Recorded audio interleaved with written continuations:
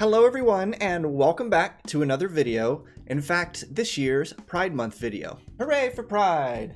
Now, I've made Pride Month discussion videos in the past, but they're all over on my Instagram page, and as much as I liked doing those, they're not exactly easy to find unless you're following me. They're not really going to show up in any sort of algorithm. They're not really that searchable, so I wanted to put something out there this year on YouTube for anybody that may just be coming across it. But really who I want this video to be for, to be seen by, is, well, the church.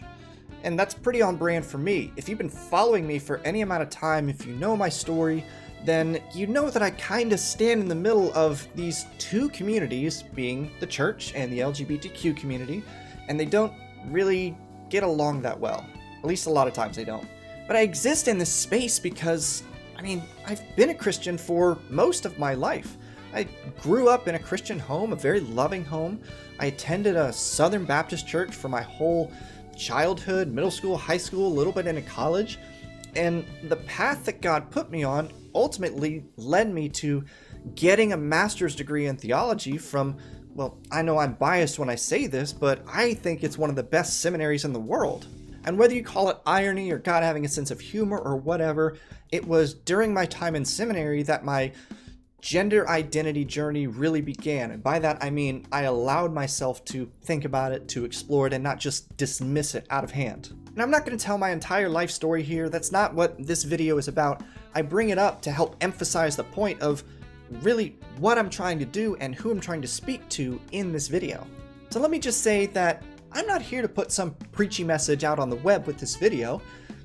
As a Christian, as a transgender Christian, I just want to share my observations, my thoughts as we get deeper into this month, and hopefully we can revisit it years down the road, and hopefully this is still going to apply. And believe me, all of these thoughts, they are directed at those of us in the church. Like I said, if anybody else is able to glean something from it, then great, I've done my job. So first things first, as it pertains to the LGBTQ community, I think the most common phrase that I heard growing up in the church was, I don't agree with them. I don't agree with this person's lifestyle. I don't agree with this person's choices. I don't agree with this, that, and the other. And okay, I understand where it's coming from, but historically that phrase has been used as a means of, well, cutting some people out. It's been used as the basis to mistreat people, to not welcome them into a community, into a church, into a small group, into a whatever, and it's all done with this basis of sin. Like, I know that you're sinning and I don't agree with that, so clean yourself up and then come back and we'll talk. And my favorite professor in seminary had a quote that I am sure is going to stick with me forever, specifically in dealing with this I don't agree mentality with really anything. We were in class one day and we were discussing that same kind of idea of, well, I don't necessarily agree with this person's stance on this theological doctrine and whatnot. And he basically stopped us all and said, y'all, I don't even agree with myself all of the time. When I sat back and thought about it for a second, he was right. I do that too. And the point he was trying to get to with that was, you don't have to agree with someone in order to love them. And that's not even specifically how we deal with LGBTQ people. It applies to everyone. Like a pastor you may disagree with, someone in your congregation, a friend, a relative, like whoever. If there's something that you disagree on, you can still love them through that. Practically though, what does that really look like? Well, maybe it's just being welcoming to that person. Maybe it's making accommodations for them. Maybe, just maybe, it's treating people like we ourselves want to be treated. I think it calls us to present in our body language and in our verbal and our nonverbal communication that basically says we see someone, an individual, a group of people for who they are, not these specific parts about them that we may not like. And so we take that a step further, and there are times where I think that loving someone means perhaps standing up for them, especially someone who's marginalized, defending someone whose voice is suppressed.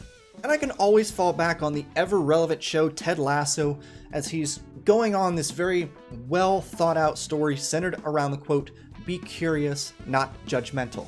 And since I'm fairly certain that this video will get taken down if I show the actual clip, let me just give you the quote, even if it lacks a little bit of the punch that comes along with seeing it. Guys have underestimated me my entire life, and for years I never understood why. It really used to bother me. All of a sudden, it hits me. All them fellas that used to belittle me, not a single one of them was curious. You know, they thought they had everything all figured out, so they judged everything and they judged everyone. And I realized that they're underestimating me. Who I was had nothing to do with it. Because if they were curious, they would have asked questions. This whole idea of loving someone that we disagree with is going to be a common theme in this video, so hold on to that thought. In fact, hold on to the phrase, love your neighbor. I pay a lot of attention to the political landscape in the places that I have called home in my lifetime. So Florida, Idaho, and Texas. All very conservative states. I look at the legislation that gets proposed, and some of it gets passed, and I'm disappointed to say the least, but I wouldn't really say I'm surprised by any of it. Like I said, I know that these states are conservative. I know it's going to take a very long time to usher in any sort of cultural shift in these places. And that's partially because we as a culture, as a nation, we have gotten into this funk of over-politicizing everything. And believe me, that happens on all sides. That's not a uniquely Democrat or Republican thing, not a uniquely right or a left thing. It's kind of where we are at this point in time. But what I'm really disappointed and disheartened by is how vehemently I see some Christians supporting this kind of rhetoric and these policies that they are in fact human life issues and human rights issues. And that's ultimately what the LGBTQ community is. Human. Living, breathing, working, celebrating, mourning, thriving, sometimes surviving humans. And when we actively work to strip away rights, to deny proper health care, to remove representation, to remove access to public social spaces, so on and so forth, we are adversely affecting someone else's actual life and their livelihood. Let's not fool ourselves about this either. For some people, these are legitimately life and death issues, because we are unnecessarily drawing lines in the sand, and we're promoting this idea that all humans are, in fact, not created equally. All people being created equal, that's foundational to the US Constitution. It's fundamental to our understanding of humanity in the eyes of God. And we've seen this throughout history, that whenever humanity becomes convinced that another person, a group of people, a community, an entire demographic, when those people are labeled as less than equal to another, they are in very real danger. My Christian brothers, sisters, and siblings all across the world watching this on the internet, we do not live in a theocracy. It's not our job to legislate morality. I'm convinced that if we truly took hold of the greatest commandment, I will paraphrase it as love God and love your neighbor, I'm of the opinion that our approach to engaging with the world, and in this case for this video, the LGBTQ community, we would be loving these people as God loves them, instead of us trying to condemn them or forcefully conform them to the image of Christ. As for the growth, the conviction, the refining, the becoming more Christ-like while in relationship with Him, we can't take it upon ourselves to do work that only the Holy Spirit can accomplish. Everyone is our neighbor. Let's start treating them like it.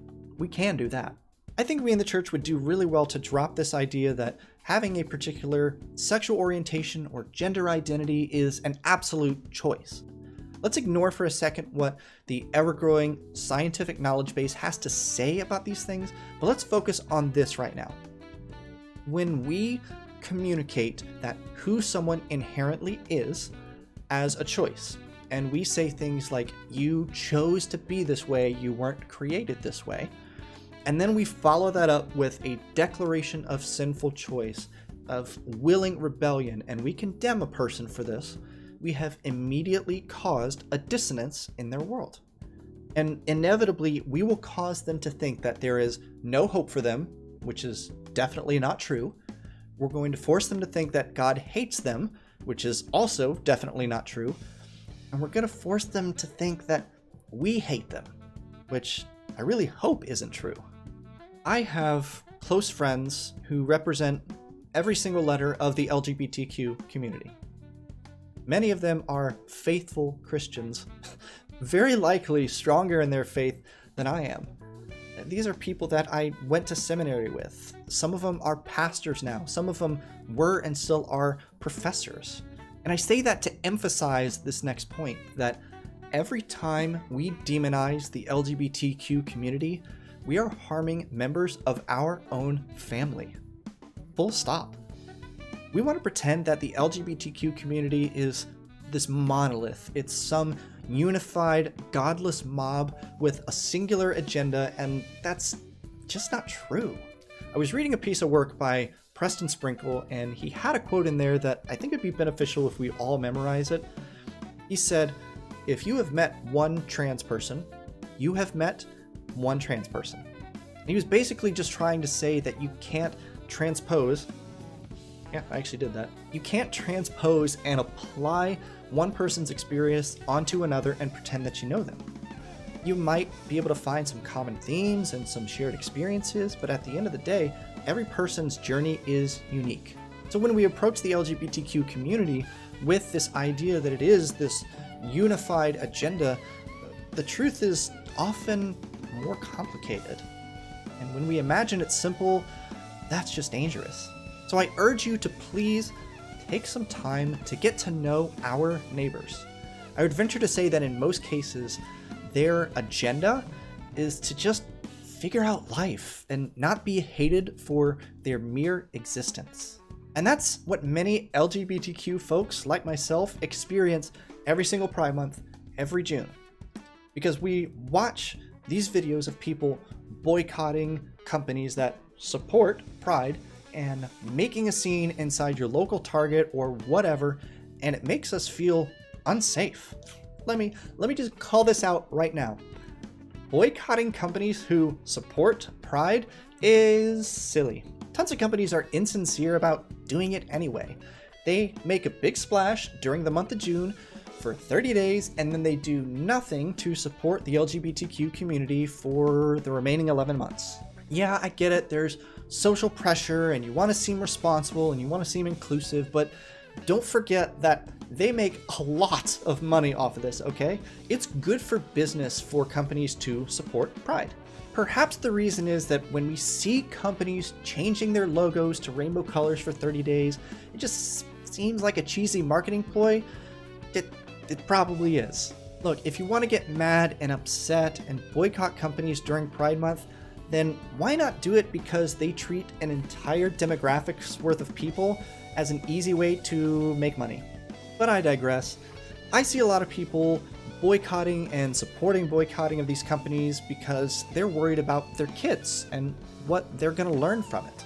And look, I know that you're worried about how to explain issues like gender identity and sexuality to your kids. Well, guess what? They're going to learn it from someone if it isn't you. They're already exposed to it every single day in school, on the internet. It's all around them. So why not help them make sense of the world? I know you want to raise your kids with a sense of fear and reverence of the Lord. And I know that oftentimes that involves us teaching them about the way the world should be. But we're doing future generations a disservice if we don't teach them about the way the world is and the way the world will one day be. We can't expect to raise future generations of healthy Christians if we only teach them about Genesis 1 and 2 and we ignore Genesis 3 through Revelation 22. And look, all of this info and really this entire video that I've presented to you today boils down to this one statement for me. When we are discussing matters in which we do not know the truth, I would always rather err on the side of grace. We can disagree up and down all day if LGBTQ identities are sinful, but if we don't temper that opinion, that stance with love for our neighbor, we've really missed the point.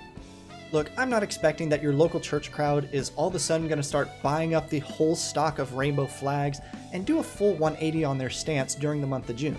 Though there are some churches here that are doing a really good job of that already. I am, however, asking that all Christians everywhere would use this month to reflect on how we can better love a community that regularly feels little more than animosity from the church, from Christians on any given day. As for me, I offer this reminder to my friends in the LGBTQ community: you have an ally and you have a friend in me.